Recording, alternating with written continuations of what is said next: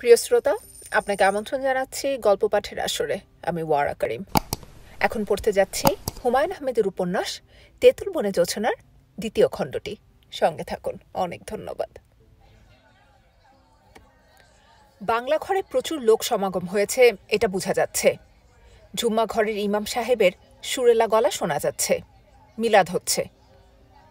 Chairman সাহেব আরেকটা পান মুখে দিতে দিতে তিক্ত গলায় বললেন, জুম্মা ঘরের ইমাম সাহেবের বিষয়ে একটা খুবই খারাপ কথা শুনেছি। সকালবেলা তিনি দুধ খান। হাসানের ছেলে রোজ সকালে তার 1 পোয়া দুধ দিয়ে আসে। ছেলেটার বয়স 8-9। গত সোমবার সে দুধ নিয়ে গেছে।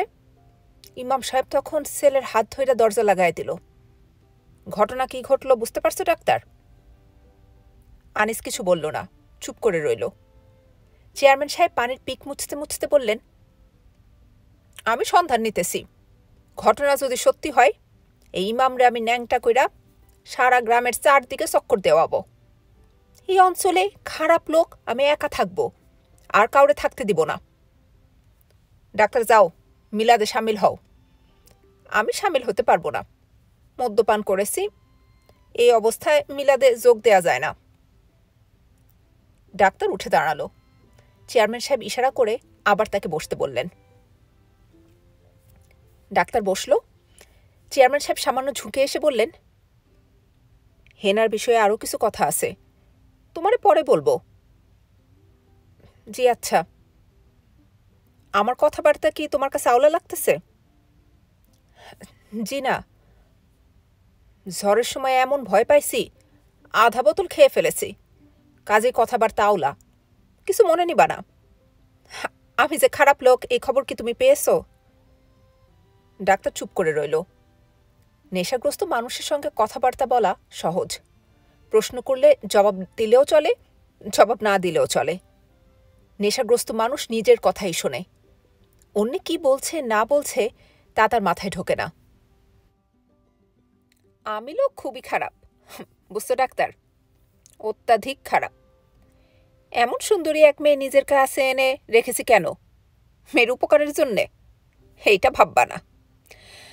যা বলার বলেছি, এর চেয়ে খোলাসা করে বলতে পারবো না। তবে আমার মনে স্নেহ মমতা আছে। এই মেয়েরে আমি নিজ খরচায় বিবাহ দেব, গলা কান হাতের গয়না দেব। ডাক্তার দীর্ঘ নিঃশ্বাস ফেলল। মাতাল মানুষ কথা বলতেই থাকবে, শেষ পর্যন্ত আলাপ কোন দিকে যাবে কে জানে। ইমাম সাহেব সম্পর্কে যে কথাগুলো বলা হয়েছে তা মনে হয় মাতাল হবার কারণে বলা। কিছু কিছু মানুষকে দেখলেই মনে হয় মানুষটা ভালো। ইমাম সাহেব সেরকম একজন। সরল মুখ, সরল কথাবার্তা। একবার আনিস রোগী দেখে ফিরছিল, ইমাম সাহেবের সঙ্গে দেখা হলো। ইমাম সাহেব বিনয়ের সঙ্গে সালাম করে বললেন, ডাক্তার সাহেবের মনটা মনে হয় খারাপ। কি হয়েছে জনাব? আনিস বলল, একজন রোগী দেখে এসেছি, রোগীর অবস্থা ভালো না। তাকে শহরে নিয়ে যেতে পারলে বাঁচানোর সম্ভাবনা ছিল। এখন সম্ভাবনা নাই বললেই হয়। মনটা এই কারণেই খারাপ। ইমাম সাহেব বললেন, রোগীর নাম কি? আনিস বলল, নাম দিয়ে কি করবেন? তার জন্যে খাস দিলে আল্লাহ পাকের দরবারে দোয়া করব। আপনি রোগীর অবস্থা দেখে মন খারাপ করেছেন, দেখে কষ্ট পেয়েছি। আজ সারা রাত ইবাদত বন্দেগী করে রোগীর জন্য দোয়া করব। রোগীর নাম সাদেক। পেটে আলসার আছে, পেট ফুটো হয়ে গেছে, রক্ত বমি করছে। ডাক্তার সাহেব, আপনি মনটা ঠিক করেন, আমি আল্লাহ পাকের দরবারে হাত উঠাইতেছি। সাদেক নামে সেই রোগী বেঁচে গিয়েছিল। আনিস ইমাম সাহেবকে খবরটা দেবার পর তিনি আনন্দে কেঁদে ফেলেছিলেন। এই প্রকৃতির মানুষ বড় কোনো অন্যায় করতে পারে না। মতি আছে মর্জিনার ঘরে। তার ঘরটা ছোট। ঘর ভর্তি বিরাট এক চৌকি। চৌকিতে শীতল পাটি পাতা আছে। গৃহস্থালির যাবতীয় সরঞ্জাম চৌকির নিচে ঢুকানো। হাঁড়ি পাতিল, বালতি, টিনের ট্রাঙ্ক, পানির কলসি। দর্শনীয় বস্তুর মধ্যে আছে 2টা ফুলতোলা ওয়ারের বালিশ। মর্জিনা ময়লা বালিশে ঘুমোতে পারে না। 2টা বালিশই পরিষ্কার, ঝকঝক করছে। বালিশের ওয়ারে ফুল তারই তোলা। একটা ফুলের নিচে ইংরেজিতে লেখা মার্জিনা বেগম। সূচিকর্মে তার দক্ষতা আছে এটা বোঝা যায়। মতি বালিশে আতশোয়া হয়ে আছে, তার হাতে বিড়ি। সে আয়েশ করে বিড়ি টানছে। মর্জিনা মেঝেতে পিড়ি পেতে খেতে বসেছে। সে যে খুব তৃপ্তি করে খাচ্ছে তা বোঝা যাচ্ছে। মতি বলল, পাখির সালুন কেমন হয়েছে কিছু তো বললা না। মর্জিনা বলল, সালুন ভালো হয়েছে, অতি ভালো হয়েছে। ঝাল বেশি হয়েছে কিন্তু স্বাদ হয়েছে। আপনি রাঁধছেন? আপনি হলেন গুণের নাগর। ভাত খাওয়ানোর সময় হাসবা না গো। খাওয়া হইল ইবাদত, ইবাদতের সময় হাসাহাসি করা ঠিক না। আল্লাহ পাক নারাজ হন। আপনি কি আজ রাইতে চলে যাবেন না থাকবেন? বুঝতেছি না, থাকতে পারি আবার চললেও যেতে পারি। থাকেন, গপসপ করি। চৌকির ওপর থেকে মর্জিনার মুখ পুরোপুরি দেখা যাচ্ছে না। সে বসেছে মতির দিকে পিঠ দিয়ে। কথা বলার সময় মাঝে মাঝে মতির দিকে তাকাচ্ছে। তখনই তার মুখ দেখা যাচ্ছে। গোল গাল, সুন্দর মুখ, বড় বড় চোখ, চোখ ভর্তি মায়া। বাজারের মেয়েদের চোখে মায়া থাকে না, এই মেয়ের চোখে এত মায়া কেন কে জানে। মতি বড়ই উদাস বোধ করল। মেয়েদের মায়াভর্তি চোখ সবসময় তাকে উদাস করে ফেলে। আল্লাহ পাক এই কাজটা ঠিক করেন নাই। মেয়ে ছেলের চোখে এত মায়া দেওয়া ঠিক হয় নাই। কিছু মায়া পুরুষের চোখে দেওয়া উচিত ছিল। মর্জিনা বলল, আজ যে পাখির সালুন দিয়া ভাত খাবো চিন্তাই করি নাই। ঘরে কিছুই ছিল না, ঠিক করে রাখছি শুকনা মরিচের ভর্তা দিয়া ভাত খাবো। মতি বলল, রিজিক আল্লাহ পাকে ঠিক করা। আল্লাহ পাক ঠিক করেছেন তুমি আজ পাখির সালুন দিয়া ভাত খাইবা। এইখানে তোমার আমার কিছুই করার নাই। পাখির সালুন সংসদে পাশ হইয়া আছে। তাও ঠিক। মতি আটশো অবস্থা থেকে উঠে বসল। উৎসাহের সঙ্গে বলল, ঘটনাটা চিন্তা করো। আল্লাহ পাকের তরফ থাইকা তোমার রিজিক পাশ হইছে, ডাহুক পাখির সালুন দিয়া ভাত, ঠিক কিনা? রিজিক পাশ হইছে বললা তো আর পাখির সালুনের বাটি আসমান থাইকা নাইমা তোমার কোলে পড়বে না। অন্য ব্যবস্থা লাগবো, ঠিক কিনা চিন্তা কইরা বলো। ঠিক। কাজী আল্লাহ পাক একটা ঝড়ের ব্যবস্থা করল, বাড়িঘর উল্টাইলো, মানুষের বিরাট ক্ষতি হইল, পশু পাখি মরল। ডাহুক পাখি মরল বইলা তুমি ডাহুক পাখির সালুন পাইলা। এখন চিন্তা করো, তোমারে খাওয়ানোর জন্যে আল্লাহ পাকরে কি যন্ত্রণা করণ লাগলো। যা বললাম এর মধ্যে জটিল চিন্তার বিষয় আছে, মাথা ঠান্ডা করে চিন্তা করো। নিজের যুক্তিতে মতি নিজেই মুগ্ধ। তার চোখ চকচক করছে, নিজেকে খুবই জ্ঞানী মনে হচ্ছে। মর্জিনা খাওয়া বন্ধ করে এক দৃষ্টিতে মতির দিকে তাকিয়ে আছে। মনে হচ্ছে যুক্তির এই দিকটা তাকেও স্পর্শ করেছে। মতি বলল, কি চিন্তা করতেছ?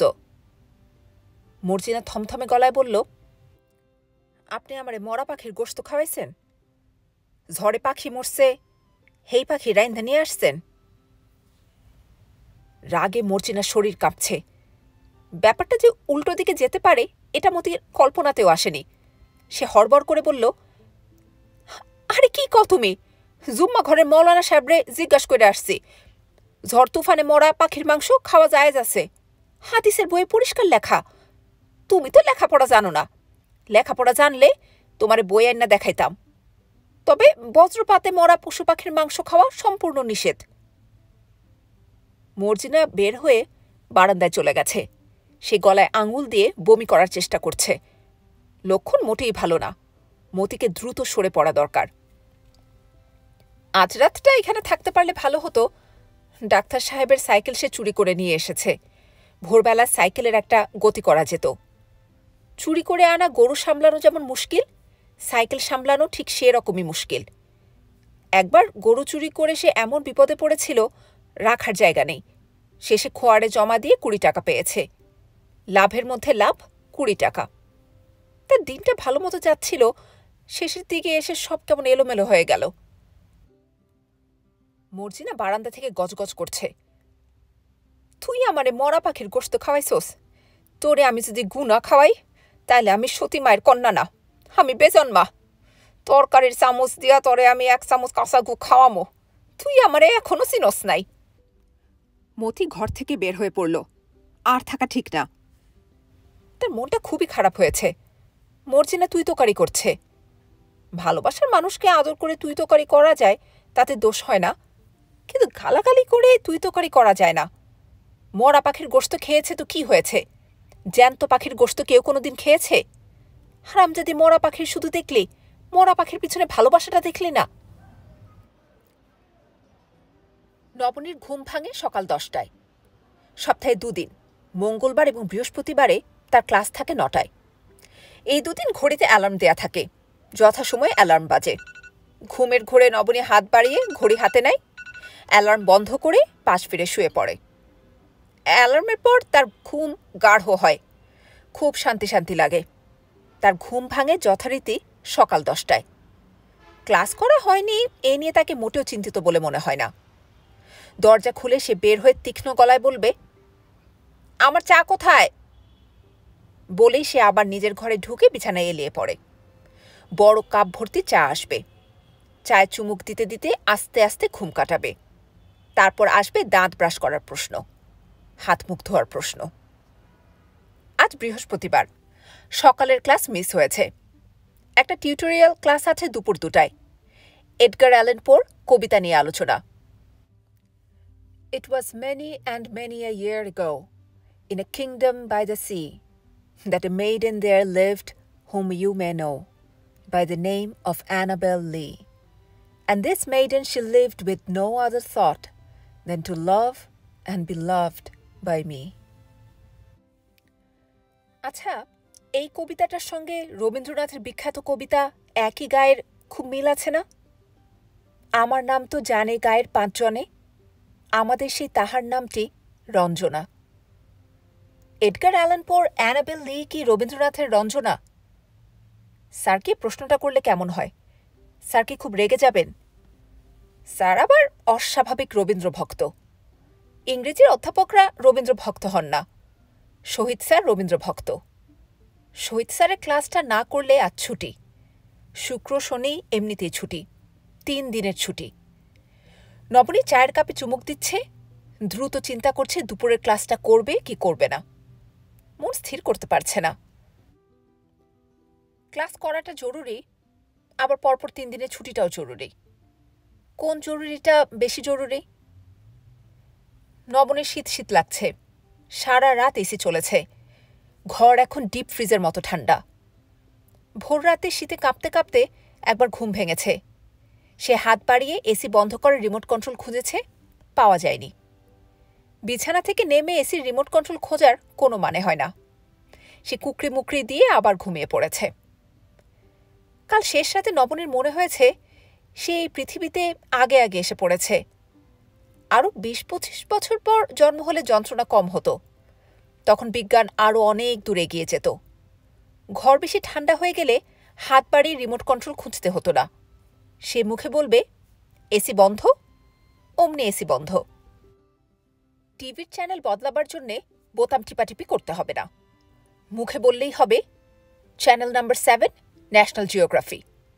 অমনি চ্যানেল বদলে যাবে, শুরু হয়ে যাবে ন্যাশনাল জিওগ্রাফির চ্যানেল। রাতে শোবার সময় নবনী সব কিছু হাতের কাছে নিয়ে ঘুমায়। 1 বোতল পানি, এসির রিমোট কন্ট্রোল, টিভির রিমোট কন্ট্রোল, পছন্দের একটা গল্পের বই এবং একটা খাতা কলম। বিশেষ ধরনের কলম। লেখার সময় কলম থেকে আলো বের হয়। সেই আলোয় রাতেও লেখা যায়।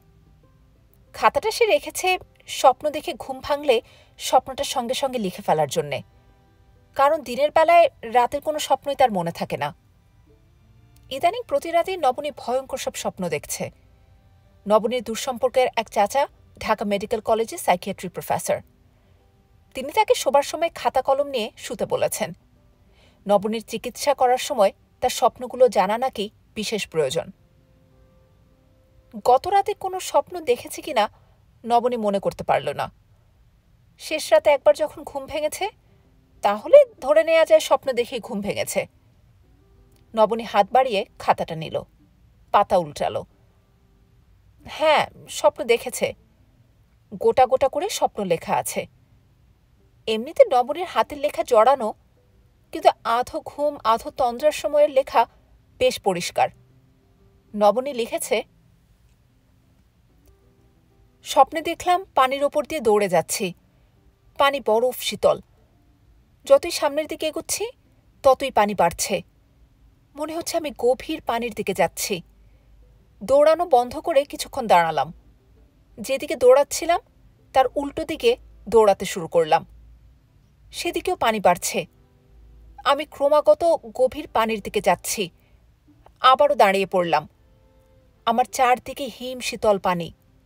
দিগন্ত রেখা বলে কিছু নেই। আমি দাঁড়িয়ে আছি এক দিকচিহ্নহীন সমুদ্রের মাঝখানে। আমি যেখানে দাঁড়িয়ে আছি সেখানটা গভীর না, পানি আমার কোমর পর্যন্ত।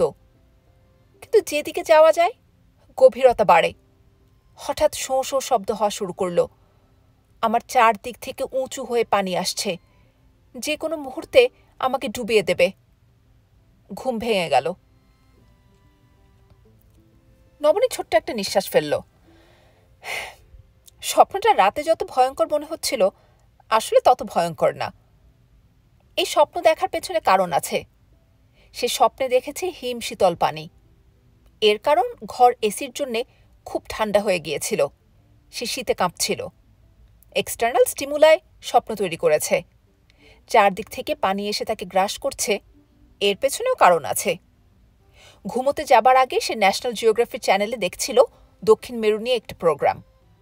দক্ষিণ মেরুতে পানি পাওয়া গেছে। বিজ্ঞানীরা এই নিয়ে মহা চিন্তিত। দক্ষিণ মেরুতে পানি পাওয়া যাওয়ার কথা না। তাহলে কি বরফ গলতে শুরু করেছে? যদি দক্ষিণ মেরুর বরফ গলে যায় তাহলে পুরো পৃথিবী 24 ফুট পানির নিচে তলিয়ে যাবে।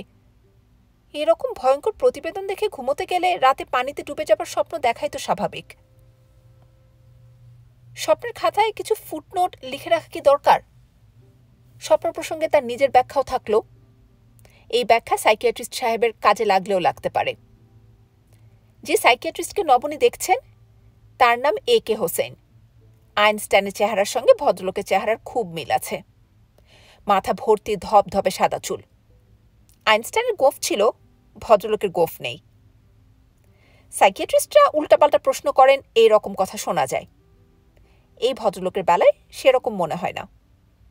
ভদ্রলোকের প্রশ্নগুলো সুন্দর, তবে প্রশ্নের ধরন দেখে বোঝা যায় ভদ্রলোক কিছু না জেনেই নবনীর দুঃস্বপ্নের একটা ব্যাখ্যা দাঁড় করিয়েছেন। প্রশ্নগুলো করা হচ্ছে সেদিক থেকে। নবনীর ধারণা প্রফেসর A.K. হোসেন মোটামুটি নিশ্চিত যে ডাক্তার ছেলের সঙ্গে নবনীর বিয়ে হয়েছে তার সঙ্গে বনিবনা হচ্ছে না। নবনী দুঃস্বপ্নগুলো এই কারণে দেখছে। সাইকিয়াট্রিস্ট ভদ্রলোক প্রশ্ন করার সময় চোখ বন্ধ করে প্রশ্ন করেন। এটা নবনীর কাছে খুব অস্বস্তিকর মনে হয়। কয়েকবার সে ভেবেছে সেও জবাব দেবার সময় চোখ বন্ধ করে রাখবে। দুজন কথা বলছে, দুজনেরই চোখ বন্ধ। মজার ব্যাপার। আচ্ছা মা নবনী, দুঃস্বপ্নগুলো কি তুমি বিয়ের আগেও দেখতে? মাঝে মাঝে দেখতাম। বিয়ের পর বেশি দেখছো, তাই না? প্রায় রোজ রাতেই দেখছো? তোমার ডাক্তার হাজব্যান্ড আনিসও তো শুনেছি গ্রামের দিকে কোথায় কাজ করছে। ঠিকই শুনেছেন চাচা। তুমি ওর সঙ্গে থাকছো না? কিভাবে থাকবো, ইউনিভার্সিটি তো খোলা। ওর কাছে যাও না? একবার গিয়েছি, গত মাসের 11 তারিখ, 3 দিন ছিলাম। তখনও কি দুঃস্বপ্ন দেখেছ? কি দেখেছ মনে আছে? একটা শুধু মনে আছে, বাড়িতে আগুন লেগে গেছে, আমরা বের হতে পারছি না কারণ দরজা খুঁজে পাচ্ছি না। কাঠের বাড়ি না দালান মনে নেই। আগুনের সঙ্গে প্রচুর ধোঁয়া ছিল না শুধুই আগুন তাও মনে নেই। সে স্বপ্নে তুমি একা ছিলে নাকি তোমার সঙ্গে তোমার হাজব্যান্ডও ছিল? মনে নেই চাচা, আমার স্বপ্ন মনে থাকে না। রাতে যা দেখি সকালবেলা ভুলে যাই। তাহলে এই স্বপ্নটা মনে আছে কিভাবে? কিছু কিছু স্বপ্ন মনে থাকে।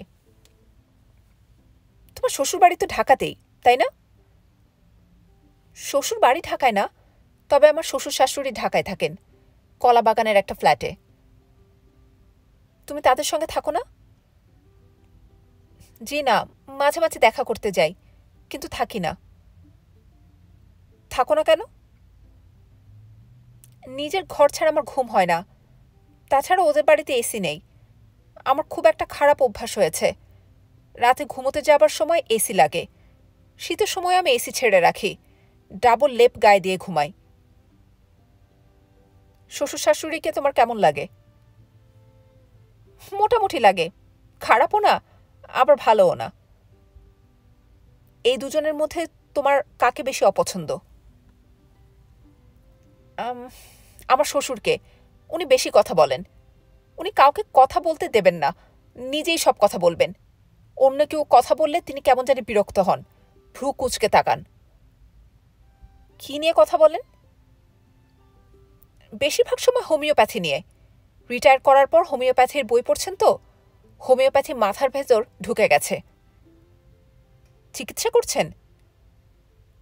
নিজের আত্মীয় স্বজনদের মধ্যে করছেন। আমি যে কবার তার কাছে গিয়েছি, তিনি জোর করে ওষুধ খাইয়ে দিয়েছেন। কি ওষুধ? ইপিকাক। আপনি যদি কিছুক্ষণ তার সামনে থাকেন, তাহলে আপনাকেও হয়তো কোনো ওষুধ খাইয়ে দেবেন। তুমি যেসব দুঃস্বপ্ন দেখো, তার মধ্যে কি তোমার শ্বশুরকে কখনো দেখেছ? মনে নেই চাচা। মা শোনো, মাথার কাছে সবসময় একটা খাতা রাখবে আর কলম রাখবে। খাতাটা হলো স্বপ্ন খাতা। স্বপ্ন দেখে যদি ঘুম ভেঙে যায়, সঙ্গে সঙ্গে খুব গুছিয়ে স্বপ্নটা লিখে ফেলবে। অবশ্যই তারিখ দেবে, সময় লিখে রাখবে। আপাতত ঘুমের ওষুধ দিচ্ছি, ডরমিকাম। সাইড ইফেক্ট নেই বললেই হয়। বিছানায় যাবার আধ ঘন্টা আগে একটা ডরমিকাম খাবে। চাচা, আমার তো ঘুমের কোনো সমস্যা নেই। বিছানায় যাওয়া মাত্র আমার ঘুম পায়। ঘুমের ওষুধ খাবো কেন? ঘুমের ওষুধটা খাবে যাতে সাউন্ড স্লিপ হয়। ঘুম গাঢ় হলে দুঃস্বপ্ন দেখবে কম। দুঃস্বপ্ন না দেখলে স্বপ্নের খাতে দুঃস্বপ্নগুলো লিখব কিভাবে? আমার সমস্যাটা কি তা বোঝার জন্যই তো স্বপ্নগুলোর বিষয়ে আপনার জানা দরকার। নবনীর কথায় প্রফেসর এ কে হোসেন এমনভাবে বিরক্তিতে চোখ মুখ কুঁচকালেন যে নবনীর হাসি পেয়ে গেল। সে হাসি চাপা দিয়ে গম্ভীর গলায় বলল, চাচা, আপনি ভুরু টুরু কুঁচকে ফেলেছেন কেন? আপনি কি আমার কথা বিরক্ত হয়েছেন? সামান্য হয়েছি। কেউ যখন তুচ্ছ কথা নিয়ে পেঁচায়, আমার ভালো লাগে না। তোমার মধ্যে এই অভ্যাসটা আছে। নবনী আগের চেয়েও গম্ভীর গলায় বলল, চাচা, আপনার মেজাজ খিটখিটে তো, এর জন্য আমার কথা পেঁচানো মনে হচ্ছে। আমি মোটেও পেঁচানো কথা বলছি না। আপনার নাক্স ভূমিকা খাওয়া উচিত। খিটখিটে মেজাজের মানুষদের প্রধান ওষুধ হলো নাক্স ভূমিকা। 200 পাওয়ারের নাক্স ভূমিকা সকালে 4টা আর রাতে 4টা করে খাবেন। এই ওষুধ আমি শিখেছি আমার শ্বশুরের কাছ থেকে। আপনি বললে আমি আমার শ্বশুরের কাছ থেকে ওষুধ এনে দেব। ভদ্রলোক কিছু বললেন না, স্থির চোখে নবনীর দিকে তাকিয়ে রইলেন। সেদিন তার দৃষ্টি দেখে নবনীর মনে হয়েছিল, নবনীর মতো রোগী তিনি বেশি একটা দেখেননি। দেখার ব্যাপারে তার উৎসাহও নেই। ভারী গম্ভীর গলায় কে যেন ডাকল, নবনী। নবনী ভ্রু কুঁচকাল। গলাটা কার চিনতে পারল না। এ বাড়িতে এরকম গম্ভীর গলা কারও তো নাই। তারপর মনে হলো এটা তার বাবার গলা। খুব চেনা মানুষকে মাঝে মাঝে যেমন অচেনা মনে হয়, দীর্ঘদিনে পরিচিত গলাও হঠাৎ হঠাৎ খুবই অপরিচিত লাগে। বিস্মিত হয়ে ভাবতে হয়, কে কথা বলছে? নবনীর বাবা ফরহাদ সাহেব সকাল 9টার মধ্যে বের হয়ে যান। তার কোনো ছুটি ছাটা নেই। সপ্তাহের যে দুদিন অফিস বন্ধ, সে দুদিন তিনি যান কারখানায়। তার 2টা সুতার কারখানা আছে। গাজীপুরে জাপানি কোলাবোরেশনে চীনামাটির কারখানা দিচ্ছেন। প্রোডাক্টের নাম হবে নবনী। আজ বের হননি তার মানে কোনো সমস্যা আছে। নবনীর সমস্যা ভালো লাগে না। নিজের সমস্যা তো ভালোই লাগে না, আশেপাশের মানুষদের সমস্যাও ভালো লাগে না। সে চায়ের কাপ হাতে শোবার ঘর থেকে বের হলো।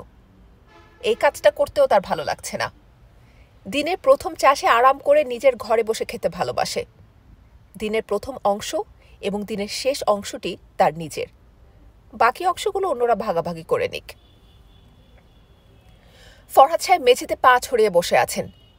তার খালি গা, পরনে লুঙ্গি, গৌরবর্ণের মানুষ, মাথা ভর্তি ধবধবে সাদা চুল।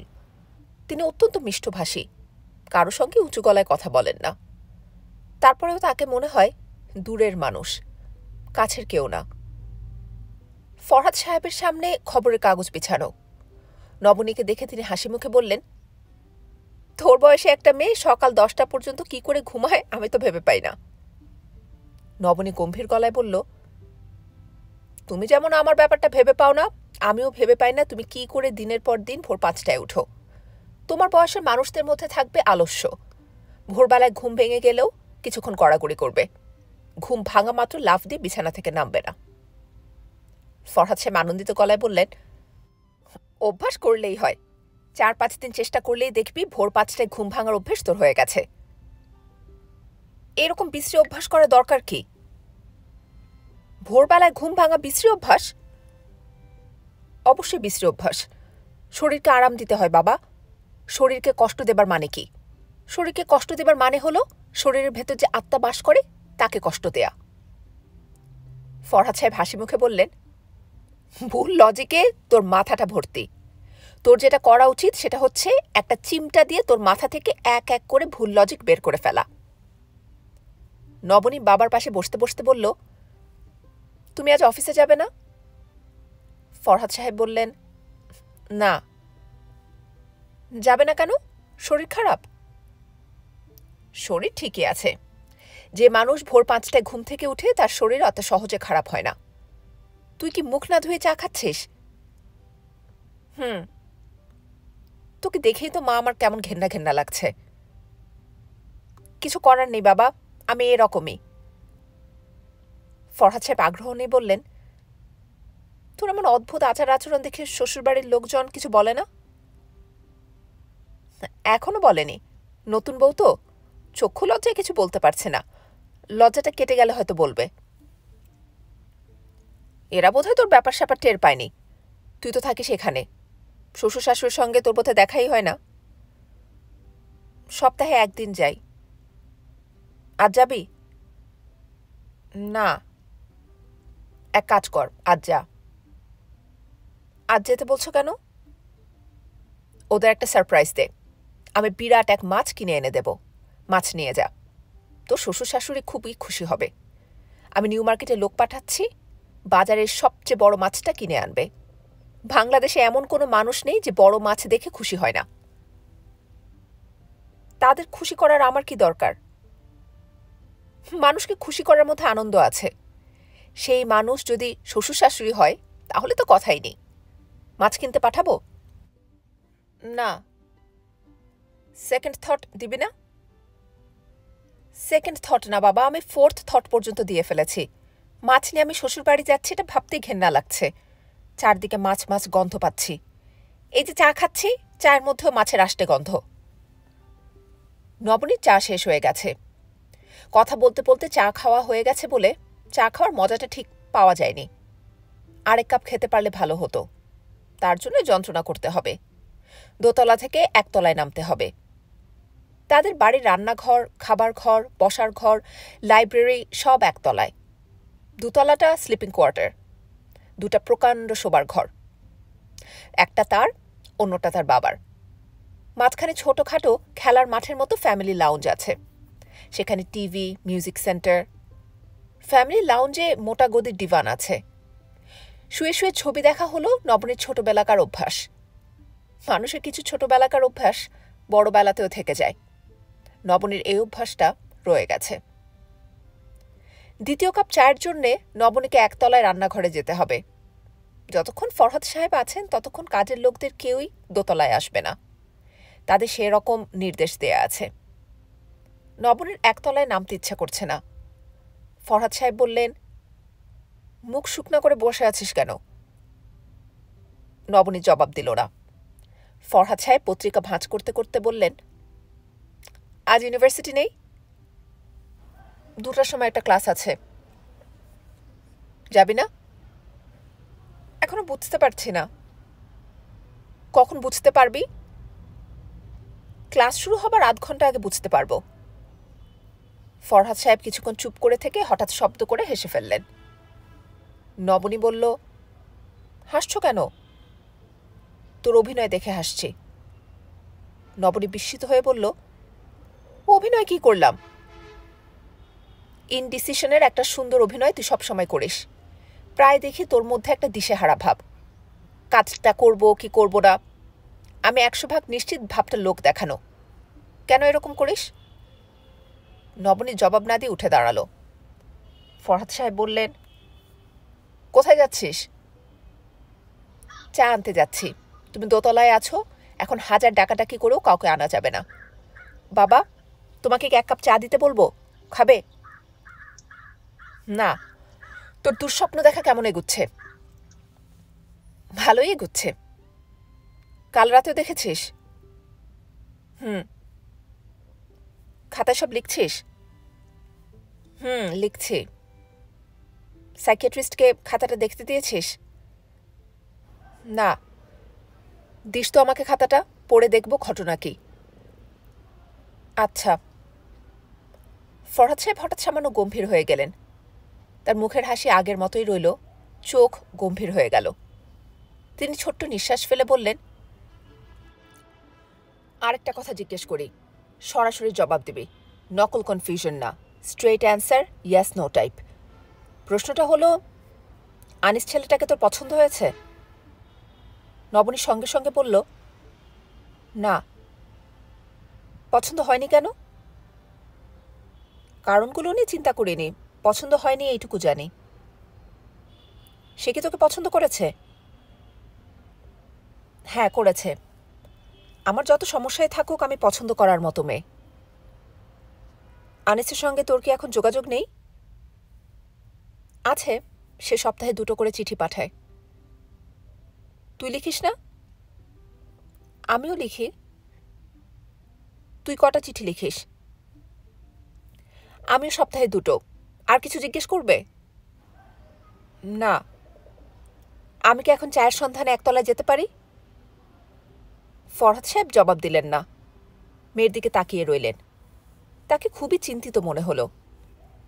আজ তিনি অফিসে যাননি মেয়েকে এই কথাগুলো জিজ্ঞেস করার জন্যে। কথা জিজ্ঞেস করা হয়েছে, এখন তিনি যেতে পারেন। দুপুরে 1টায় জাপানি ডিজাইনার মিস্টার ওসাকু-সানের সঙ্গে তার লাঞ্চের ব্যবস্থা আছে। ওসাকু-সান চীনামাটির বাসনকোসনের ডিজাইন দেখাবেন। এই জাপানি শিল্পী নাকি বাংলাদেশি মোটিভ নিয়ে কাজ করছে। ফরহাদ সাহেবের দুপুরের লাঞ্চে যেতে ইচ্ছা করছে না। তিনি নিজের ওপর সামান্য বিরক্ত বোধ করছেন।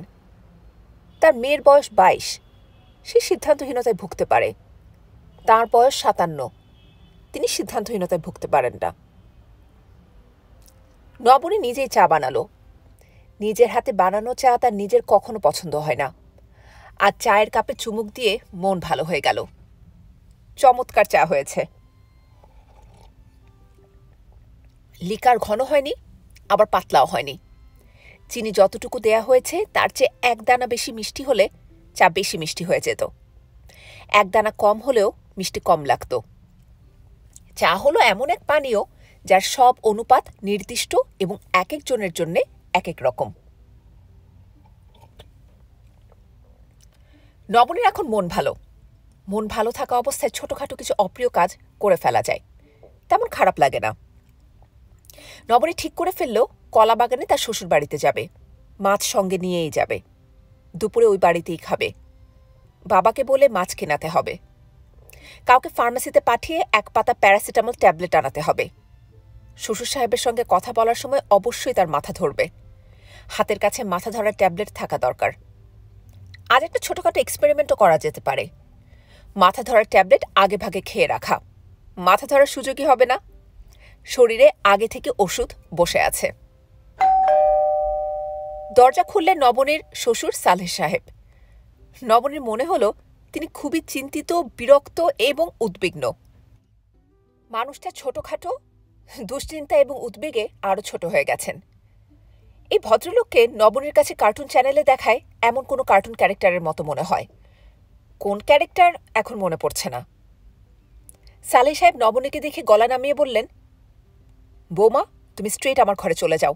তোমার শাশুড়ির সঙ্গে কোনো কথা বলবে না। আগে আমার কথা শুনবে, তারপর তার কথা শুনতে চাইলে শুনবে। তুমি এসে ভালো করেছ। আমি তোমাকে টেলিফোন করে আনাবার ব্যবস্থা করছিলাম। নাম্বার ভুলে গেছি বলে টেলিফোন করতে পারছিলাম না। নাম্বার তোমার শাশুড়ির কাছে, তার কাছে তো আর নাম্বার চাইতে পারি না। নবনী চিন্তিত গলায় বলল, নাম্বার চাইতে পারেন না কেন? অবস্থা সেই রকম না, আমাদের অবস্থা খুবই খারাপ। তুমি নতুন বউ, তোমার চোখে যেন কিছু না পড়ে এই জন্য ঢাকা দিয়ে রাখি। ঢাকাঢাকি আর সম্ভব না। Enough is enough. নবনী বলল, আপনাদের জন্য একটা মাছ এনেছিলাম, গাড়িতে আছে। রাখো তোমার মাছ, আসো আমার ঘরে আসো। সালেহ সাহেব উত্তেজনায় কাঁপছেন, কথাও ঠিকমতো বলতে পারছেন না। শব্দ জড়িয়ে যাচ্ছে, চোখ লাল, মনে হচ্ছে গত রাতে ঘুমননি। সালেহ সাহেব নবনীর হাত ধরে প্রায় টানতে টানতে তার নিজের ঘরে নিয়ে গেলেন। ছোট্ট ঘর, লেখার টেবিল আর বুকশেলফ ভর্তি ম্যাগাজিন ছাড়া আর কিছু নেই। রিটায়ার করার পর থেকে প্রতি দুপুরে এই ঘরের মেঝেতে কম্বল বিছিয়ে তিনি ঘুমান। স্ত্রীর সঙ্গে মন কষাকষি হলেও রাতে তাকে এই ঘরে থাকতে হয়। ঘরে মাত্র একটা চেয়ার, সেই চেয়ারে নবনীকে তিনি বসালেন। হাত নাড়তে নাড়তে হড়বড় করে কথা বলতে লাগলেন। মা, খুব মন দিয়ে ঘটনাটা শোনো। ঘটনার সূত্রপাত 2 দিন আগে। হঠাৎ আমি লক্ষ্য করলাম তোমার শাশুড়ি তার মুখের উপর সবসময় একটা বই ধরে আছে। বইটার নাম হলো সাতকাহন, সমরেশ মজুমদারের লেখা। মা, তুমি বইটা পড়েছ? জি না, আমিও পড়ি নাই। তোমার শাশুড়ি যা করে তার মধ্যে বাড়াবাড়ি থাকে। বই যে পড়ছে এর মধ্যেও বাড়াবাড়ি আছে। সব সময় মুখের সামনে বই ধরে রাখা চাই। রাতে ঘুমাতে যাচ্ছি, সে বাতি জ্বালিয়ে বই পড়ছে। বাতি জ্বালানো থাকলে আমার ঘুম হয় না। এটা নিয়ে তার কোনো মাথা ব্যথা নেই। বই নিয়ে ঢং করতে পারলেই হলো। সকালে নাস্তা খাচ্ছি, সেখানেও মুখের সামনে বই। তারপর আমি আজ নাস্তা টেবিলে খুবই ভদ্র ভাষায় বললাম, বই যে পড়ছ, কাহন শব্দের অর্থ জানো? সে বই থেকে চোখ না তুলে বলল, না। আমি সামান্য রাগ করে বললাম, একটা বই পড়ছ, তার নামের অর্থ জানার ইচ্ছা হলো না? সে বই থেকে চোখ না তুলে বলল, পড়ার সময় বিরক্ত করবে না। আমি বললাম, ঘরে 4টা ডিকশনারি, একটা ডিকশনারি দেখলেও তো অর্থটা জানতে পারতে। সে বই নিয়ে গটগট করে শোবার ঘরে চলে গেল। নবনী বলল, আপনিও ওনার পিছনে পেছনে শোবার ঘরে গেলেন? অবশ্যই। তাকে গিয়ে খুবই ভদ্রভাবে বললাম, নামের অর্থ জানলে বইটা পড়ে আরাম পাবে। তুমি একটা ছেলের কাছে মেয়ে বিয়ে দিচ্ছ, সেই ছেলের নাম জানবে না, এটা কেমন কথা? তোমার শাশুড়ি থমথমে গলায় বলল, বই পড়া আর মেয়ে বিয়ে দেয়া এক হলো? আমি বললাম, অবশ্যই এক। তখন সে খটাস করে সেই বই বন্ধ করে রাগে ফোঁসফোঁস করতে করতে বলল, বলো, কাহনের অর্থ কি আমাকে বলো। অর্থ জেনে তারপর পড়ব। আমি তোমার শাশুড়ির ভাবভঙ্গি দেখে একটু টেনশনে পড়ে গেলাম। তার নেচার তো জানি। লোকজন তিলকে তাল করে, তোমার শাশুড়ি তিলকে বড় সাইজের কাঁঠাল করে। ভালো কথা মা, তুমি কি কাহন শব্দের অর্থটা জানো? জি না। কাহনের অর্থ কি, কাহিনী? 7 কাহন হলো 7 কাহিনী? না, কাহন হলো সংখ্যাবাচক। ওই যে 4 কড়ায় 1 গন্ডা, 2 গন্ডায় 1 পণ, 16 পণে 1 কাহন। কাজে 1 কাহন হলো 132। 1 কাহন আম মানে 132টা আম। 7 কাহন মানে হলো 924। নবনী হাসি মুখে বলল, বইয়ের নাম 924? হ্যাঁ তাই, এটা তোমার শাশুড়িকে বললাম। বলার পর সে যে কি করলো তুমি বিশ্বাস করবে না। কোনো সুস্থ মস্তিষ্কের মহিলা এই কাজটা করতে পারে আমার জানা ছিল না। সে বলল, কাহন নামের অর্থ জানার পর বইটা পড়তে ভালো লাগছে না, এই বলে জানালা দিয়ে বইটা ফেলে দিল। বই পড়ল নর্দমায়। ঘটনার এই হলো সারমর্ম। মা, আমি ঠিক করেছি, তোমার শাশুড়ির সঙ্গে এক ছাদের নিচে আমি আর বাস করব না। স্বামী স্ত্রীর একজন যদি উত্তর মেরু হয়, আরেকজন যদি হয় দক্ষিণ মেরু, তাহলেও এক ছাদের নিচে থাকা যায়। কিন্তু আমাদের অবস্থাটা দেখো, আমি হলাম দক্ষিণ মেরু, তোমার শাশুড়ি উত্তর মেরুও না, একেবারে মঙ্গল গ্রহ। আমাদের এক ঘরে থাকাই সম্ভব না। আপনি যাবেন কোথায়? তোমার কি ধারণা আমার থাকার জায়গার অভাব? থাকার জায়গার অভাব নাই আমার। সুটকেস বিছানা গুছিয়ে রেখেছি। তোমার সঙ্গে দেখা হয়েছে, ভালোই হয়েছে। তুমি আনিসকে চিঠি লিখে জানিয়ে দিও। প্রয়োজন বোধে টেলিগ্রামও করতে পারো। নবনী আতঙ্কিত গলায় বলল, আপনি সত্যি সত্যি চলে যাবেন নাকি? সালেহ সাহেব থমথমে গলায় বললেন, অবশ্যই চলে যাব। তুমি মা আমাকে চিনো নাই। আমি 2 কথার মানুষও না, 3 কথার মানুষও না, আমি 1 কথার মানুষ। আমি ওই ওল্ড ভিক্সেনের সঙ্গে বাস করব না। ভিক্সেন মানে জানো মা? ভিক্সেন মানে হলো মহিলা শিয়াল। আমি যখন সিদ্ধান্ত নিয়েছি চলে যাব, তখন অবশ্যই চলে যাব। কখন যাবেন? এখনই যাব। আবার কখন? পঞ্জিকা দেখে ঘর থেকে বের হবার তো দরকার দেখি না। সুতা কেটে গেলে ঘর থেকে বের হতে হয়। সুতা তো কাটা হয়ে গেছে। বাবা একটা কাজ করলে কেমন হয়? দুপুরে খাওয়া দাওয়া করে যান। আমি আপনাদের জন্য বিরাট একটা রুই মাছ এনেছি। সালেহ সাহেব পুত্রবধূর দিকে তাকে ছোটখাটো একটা ধমক দিলেন। তারপর নিজের মনে বিড়বিড় করে বললেন, বাংলায় একটা প্রবচন আছে, মরিচ জব্দ শিলে, বউ জব্দ কিলে। বলে ছোট্ট নিঃশ্বাস ফেললেন। বিরাট ভুল হয়ে গেছে। বিয়ের পর যদি এই প্রবচন অনুযায়ী কাজ করতাম, তোমার শাশুড়ি জব্দ থাকত। নবনী হেসে ফেলল। সালেহ সাহেব অগ্নিদৃষ্টিতে পুত্রবধূর দিকে তাকালেন এবং হন্তদন্ত ভঙ্গিতে বের হয়ে গেলেন। তিনি সিঁড়ি ভেঙে নামছেন, তার ধূপ ধাপ শব্দ পাওয়া যাচ্ছে। নবনী তার শাশুড়ির কাছে ছুটে গেল। নবনীর শাশুড়ি ফরিদা বেগম নিরুদ্বিগ্ন গলায় বললেন, মা তুমি দুশ্চিন্তা করো না তো। তোমার শ্বশুর এর আগে খুব কম করে হলেও 300 বার ঘর থেকে বের হয়েছে। এটা নতুন কিছু না। সন্ধ্যার মধ্যে ফিরে আসবে। তোমার শ্বশুরের দৌড় হচ্ছে রেল স্টেশন পর্যন্ত। রাগারাগি করে রেল স্টেশন পর্যন্ত যাবে, তারপর মুখ শুকনা করে ফিরে আসবে। রাগ করে অন্তত একবার সপ্তাহখানেক বাইরে থেকে এলেও বুঝতাম পুরুষ মানুষের কিছু তার মধ্যে আছে। কিছুই নাই। নবনী হাসল। শাশুড়িকে তার বেশ পছন্দ। এ বাড়িতে এলেই সে তার শাশুড়ির সঙ্গে গুটুর গুটুর করে গল্প করে। ফরিদা বললেন, মা তুমি কি আজ দুপুরে আমার সঙ্গে খাবে? নবনী হ্যাঁ সূচক মাথা নাড়ল। ফরিদা বললেন, তাহলে এক কাজ করো, তুমি মাছটা রান্না করো, বৌমার হাতের রান্না খাই।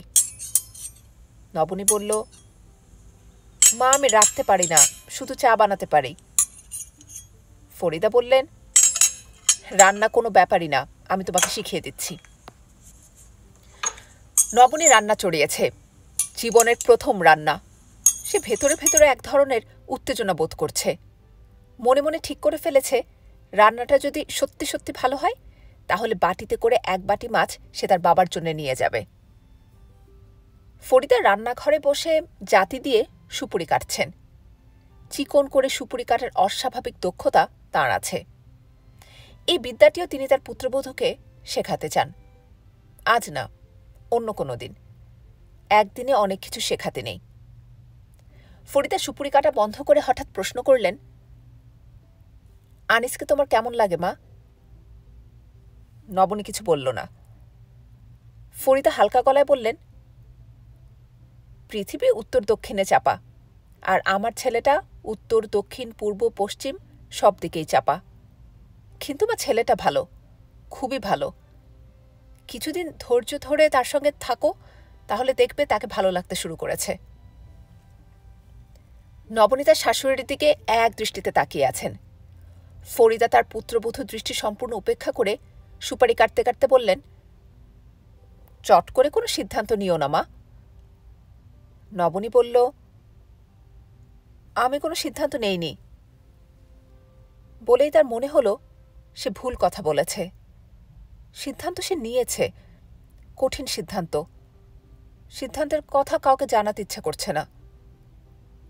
ফরিদা শান্ত গলায় বললেন, মাগো, আমি তোমার শ্বশুরের মতো বোকা মানুষ না, আমার অনেক বুদ্ধি। তুমি যে কিছু একটা ঠিক করেছ তা আমি জানি। তোমার মাছ হয়ে গেছে, মাছের ডেকচিটা নামাও।